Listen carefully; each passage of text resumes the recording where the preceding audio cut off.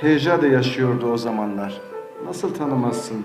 Yüzünde bir dorka şiiriyle dolaşan bir Sardunya'ydı o. Li Tirkiye û Kurdistanê piştî zivistaneke dirêj û dijwar demsala bihara rengîn hat û bihar bi çalakiyan tê pêşwazî kirin.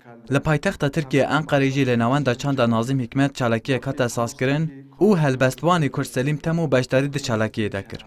Helbestwanê navdar Temo bi xwandina helbestên Kurdî û Tirkî pêşwaziya biharê kir.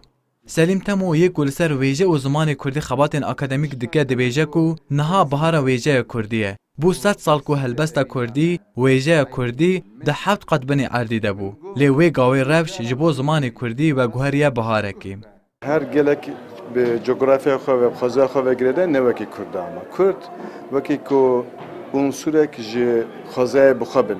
Ne vaki mrov bin vaki darek embejin kulilke giyeki çiye xabin.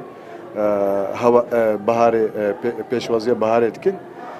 جبر وی مخصوص کو ناوی خو ام بیجن سلاوک بو بهاره به وکی ام بیجن چاوا خزاج خویش یارد به کرجی راسراس خویش یارد بهاره خواندکارین که هاتن هلبستین سلیم تمو گهدار کرن آنین زمان کو لانقری به هزاران خواندکار او کرد هنه لی چالاکین به وی رنگی زیده پیک ناین لی دیسا جوان به گهداری کرنا سلیم تمو حسرت اخویا جبو هلبستین کردی هندک بجی هیمن کرن.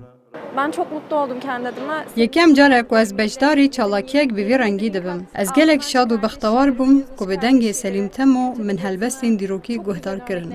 Ji pansera z Ankara'da yo, yani heti bekurdki aktivite faaliyeti zaftayı beni yani. La Ankara'da qasi 20,000 30,000 vabandakar üstü. Gerek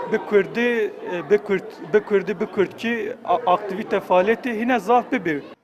پشت خواندن هلبستان ویجوان سلیم تمو پرتوکین خو امضا کر او چالاکی به گهداریکنا سنتوری به داوی بو او بشتروان جی به گلکی کیو خوشمان. ورال erişmiş. Kurdistan 24 Ankara.